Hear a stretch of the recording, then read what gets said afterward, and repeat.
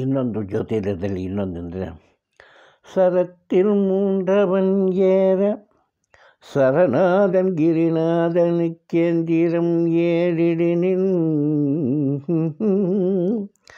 சரத்தில் மூன்றவன் ஏற சரணாதன் கிரிநாதனுக்கேந்திரம் ஏறிடினின் விரித்த கல்வியும் செல்வமும் வந்தடையும் என்க சரத்தில் மூன்றவன் ಸರಳಗ್ನಮಯದು ಸ್ಥಿರ ಉಪ ಸ್ಥಿರ ಉಪ ಅಂತ. ಈ ಸರಳಗ್ನಕ್ಕೆ ಉಪಲಗ್ನಾಧಿಪತಿ ಬುಧ.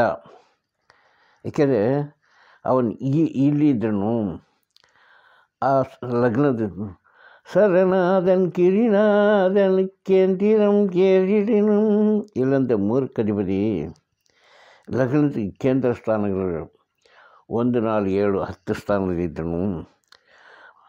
ಅವನು ಏಕೆಂದರೆ ವಿದ್ಯೆನು ಅವನಿಗೆ ಭಯಂಕರವಾದ ವಿದ್ಯೆನು, ಕೀರ್ತಿವಂತನು, ಹಣವಂತನು, ಹೆಸರು ಪಡೆಯವನು ಆಗುತ್ತಾನೆ.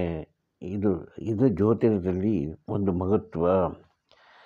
ಇನ್ನು ಹೇಗೆಂದರೆ ಇನ್ನೂ ಕೆಲವ್ದು ಹೇಳ್ಬೋದು. ಅದು ಹೇಗೆಂದರೆ ಆ ಮೇಳಂ ಗೆರುದು ಸುರ நண்டு ஐந்திளையனோடு கருநாகம் அமர்ந்து நின்றானாகில் பூ மேலை துயில் வரும் ராஜயோகம். ಆ ಮೇಡಂ ಮೇಷದಲ್ಲಿ, ಕಡಗದಲ್ಲಿ, ವೃಶ್ಚಿಕದಲ್ಲಿ, ಮಕರದಲ್ಲಿ ರಾಹು ಇದ್ದರೆ ಇವನು ಮಹಾಭಾಗ್ಯ ಹೋಗದವನು. ಆ ಮೇಳಂ ಗೆರುದು ಸುರ ನಂಡು ಐಂದಿಳೆಯ ನೋಡಿ ಈ ಪಂಚಮ ಸ್ಥಾನದಲ್ಲಿದ್ದರೆ ಪೂ ಮೇಲೆ ತುಯಿಲ್ ಬರುಂ ಅವನ ದಶಾಭಕ್ತಿ ಅಂತರ್ಭಕ್ತಿಯಲ್ಲಿ ಇವನು ಕೋಟೀಶ್ವರನಾಗಿ ಬಹಳ ಕೀರ್ತಿವಂತನಾಗ್ತಾನೆ.